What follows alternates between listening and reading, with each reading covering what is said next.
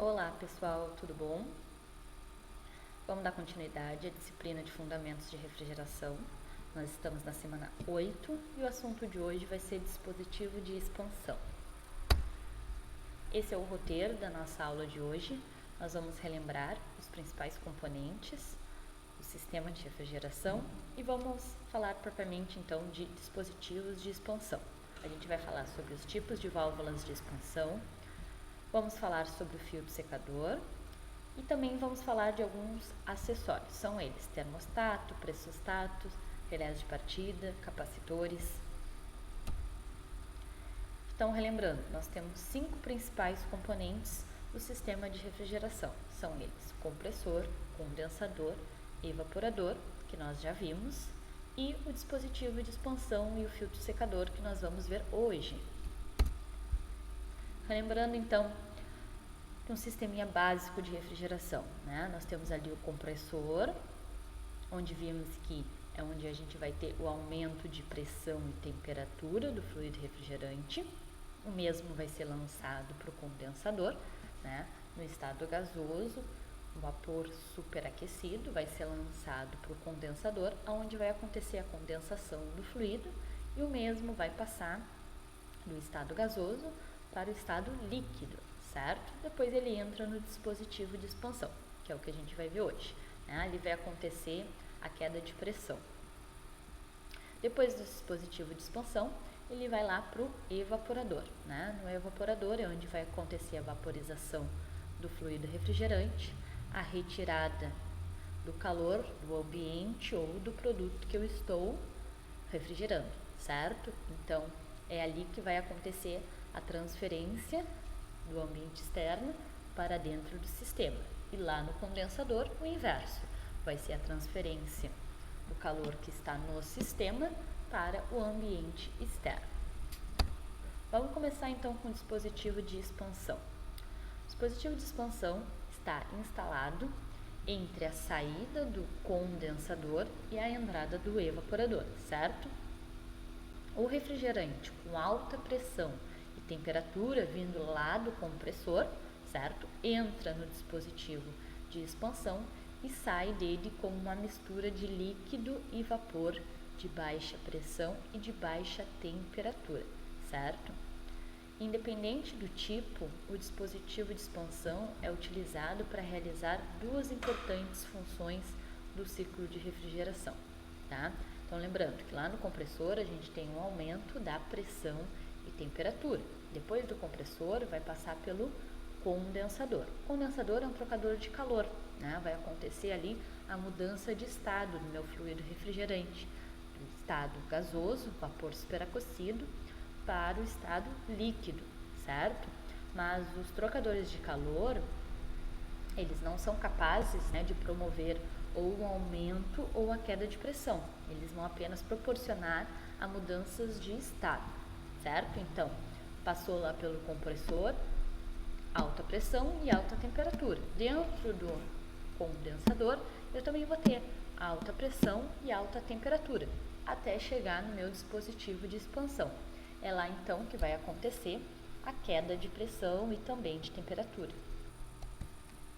Além de proporcionar essa queda, né, de pressão e temperatura, separando o lado de alta pressão do lado de baixa pressão, o dispositivo de expansão também tem outra função, que é permitir que o fluido refrigerante líquido entre no evaporador numa vazão compatível com a velocidade na qual ele evapora, certo?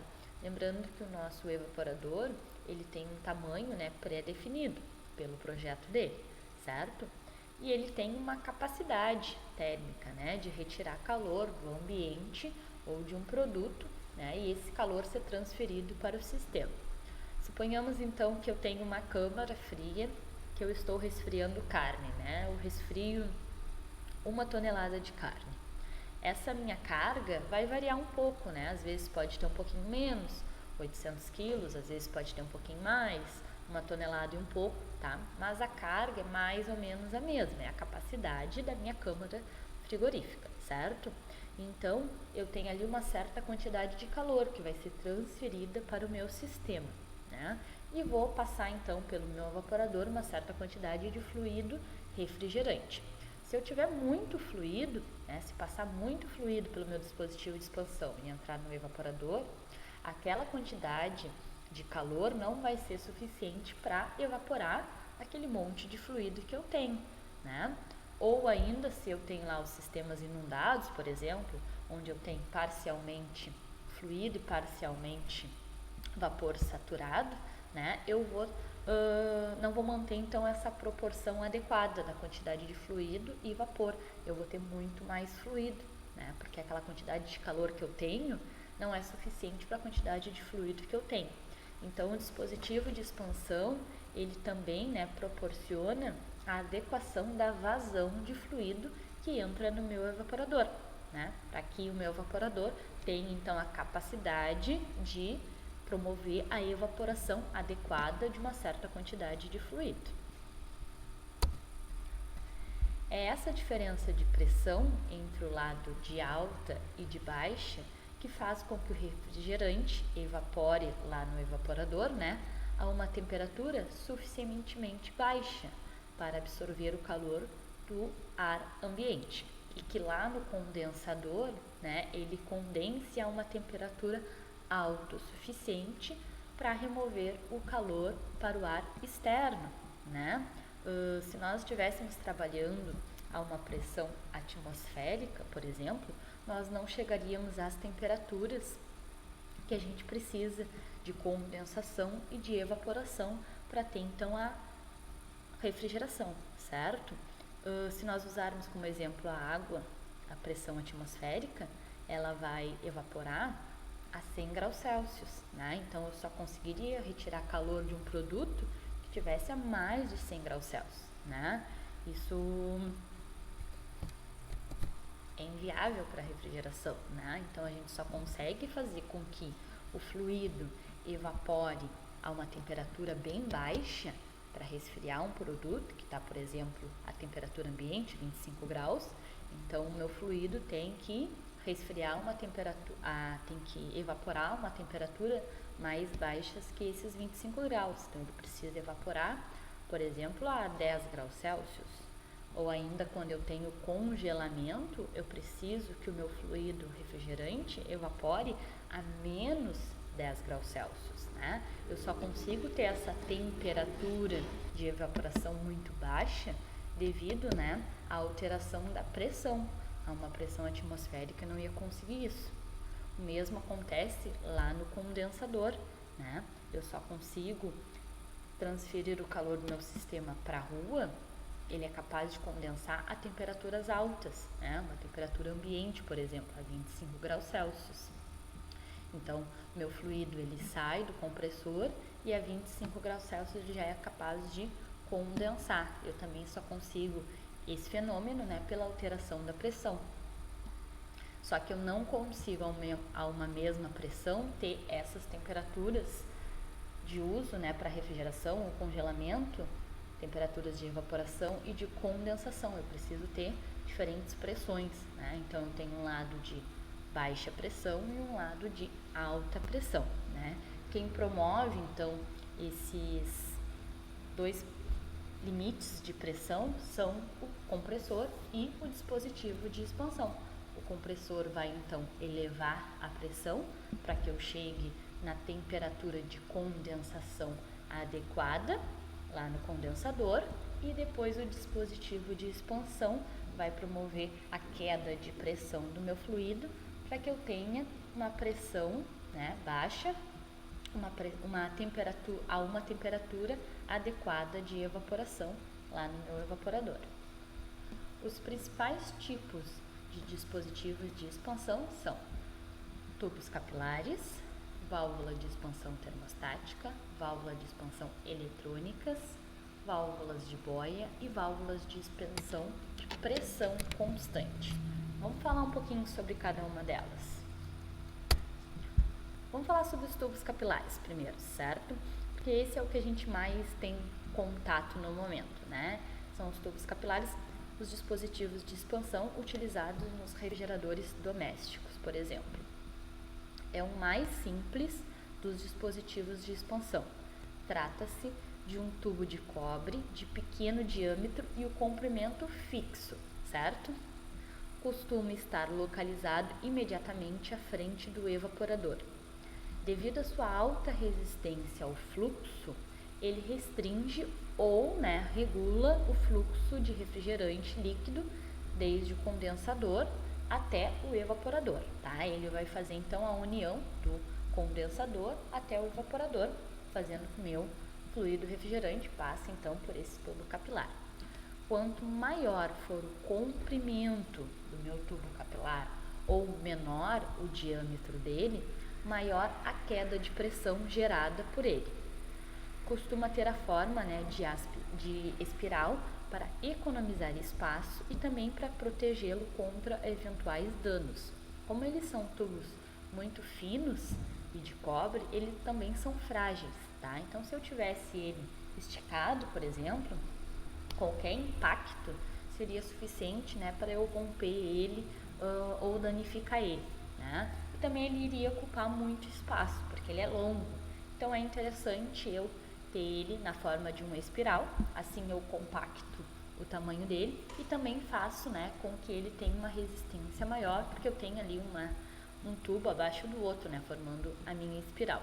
Então, ele é um dispositivo de expansão, que ele proporciona então uma queda de pressão fixa, porque ele tem o diâmetro e o comprimento fixo, pré-definido pelo projeto dele, tá? Então, cada tubo capilar tem as suas dimensões e proporciona uma determinada queda de pressão, uma determinada diminuição da pressão, e tem uma vazão também fixa, A vazão dele vai ser de acordo com o diâmetro que cada um tem, Então, dependendo do diâmetro, eu vou ter a capacidade de passar uma certa quantidade de fluido e com isso, uma determinada vazão.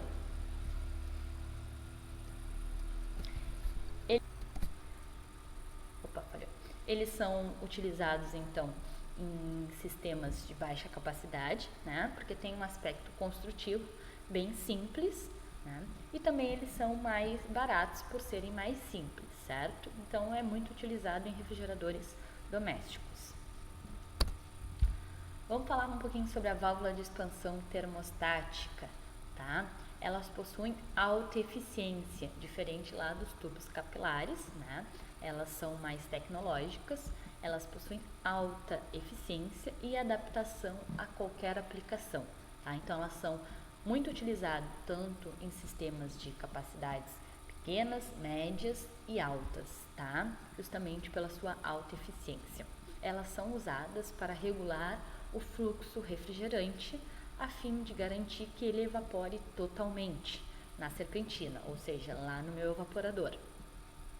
Para garantir a redução da pressão do sistema e ainda para manter um superaquecimento constante do vapor que deixa a serpentina, tá? Então, além de promover a queda de pressão e de temperatura no meu sistema, tá?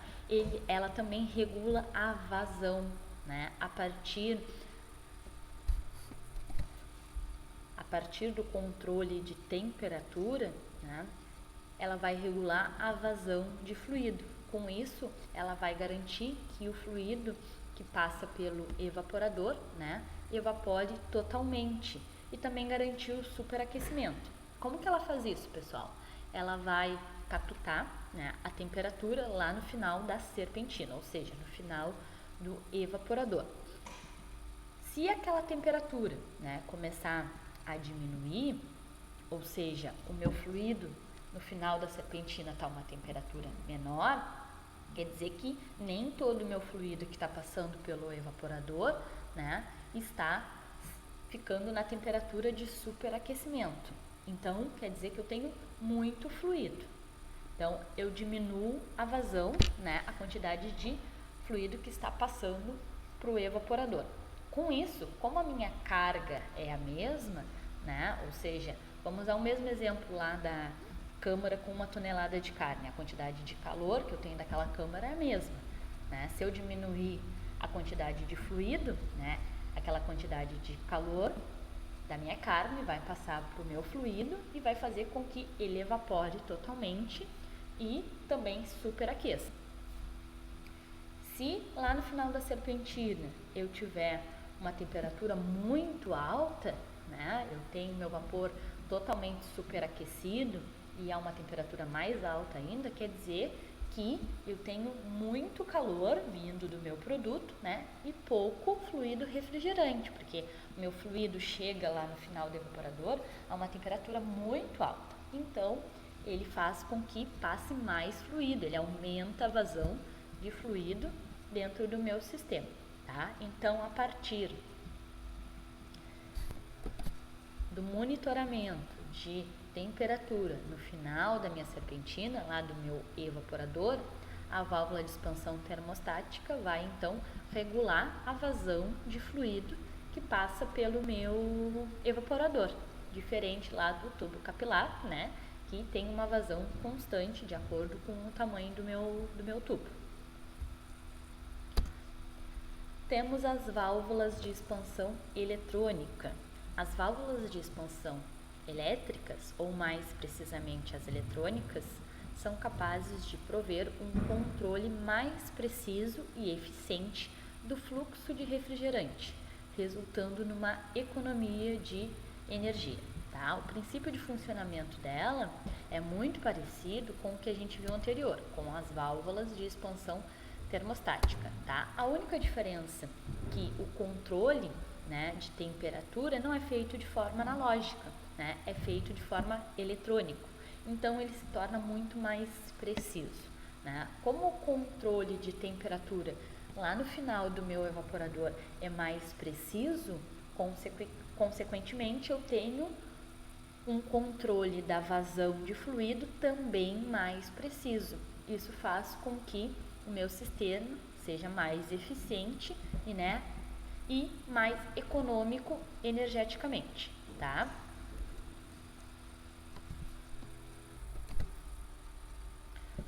Vou parar esse vídeo aqui para não ficar muito longo e a gente segue, né, na parte 2 no próximo vídeo.